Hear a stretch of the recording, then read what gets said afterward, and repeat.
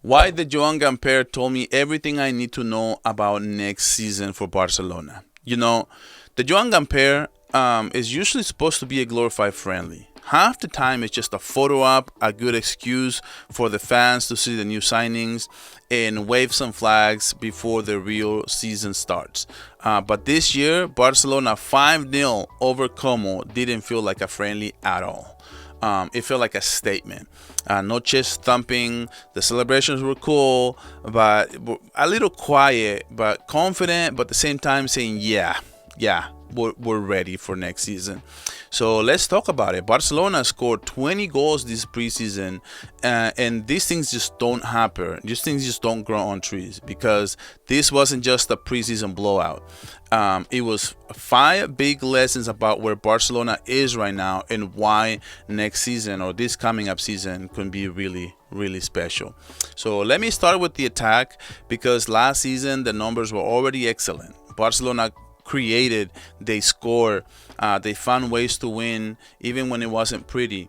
But let's be honest, our starting 11 was very tight. We didn't have a good bench.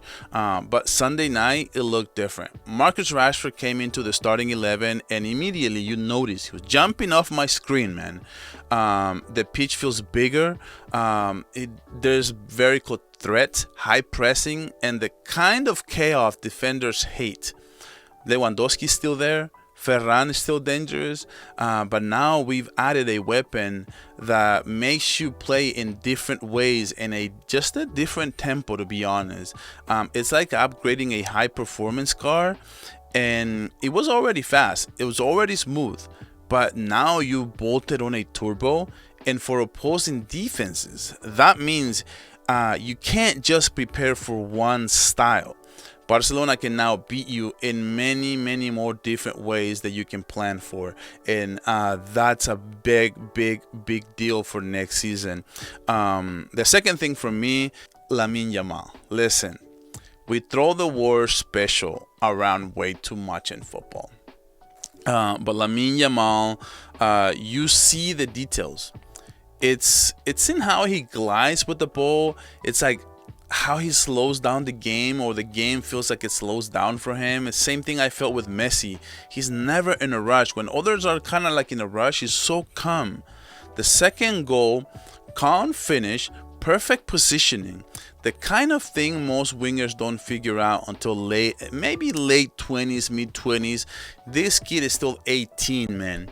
18, with the technique of a veteran and the fearless of a kid. Like, he plays like he's like a kid in a playground, to be honest with you. He has so much fun. He's not just a dribbler. He's not just a passer. He's not just a scorer. He's all three. And when you've got that mix, you just don't have a promising young player. You have a franchise player, to be honest. That's my takeaway on Lamine Yamal. It's just insane.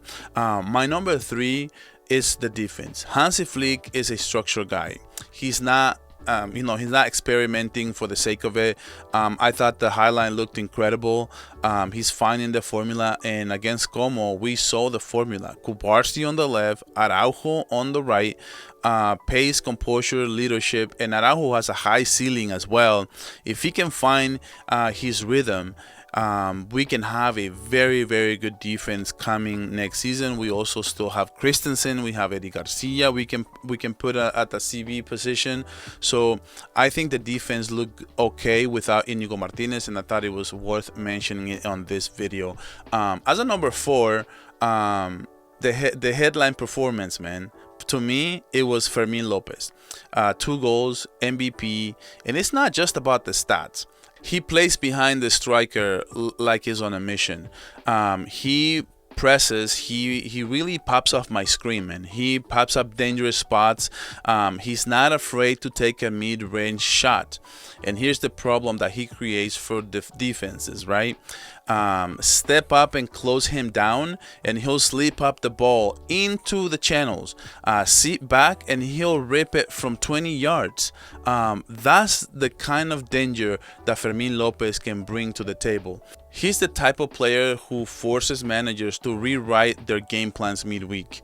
And if he keeps this up, Flick won't be able to keep him away from the starting 11.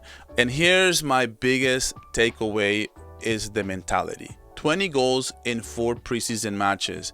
Now, you can roll your eyes and say, it's a preseason, who cares? That's what a lot of Real Madrid fans are going to try to sell you, by the way. But here's the thing. Most teams treat preseason like it's vacation. Barcelona treated it like a race. They wanted to win.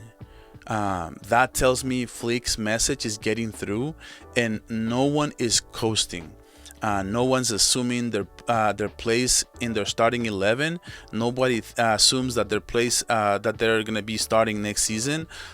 This is the squad. If you don't press, you sit. If you don't perform, someone else will. That tells me Flick's message is getting through. That competition inside the locker room is what separates good teams from great teams. And so, yeah, I mean, 5-win over Como, right? May look like meaningless in August blowout on paper. But if you watch closely, you saw the signs. The team is deeper, faster, sharper, hungrier, and they're not easing into the season, right? They're already in gear. And next week, Mallorca away. And for the first time in a long time, I'm so excited for the season to start. And I can say this without hesitation. Barcelona is ready for everything.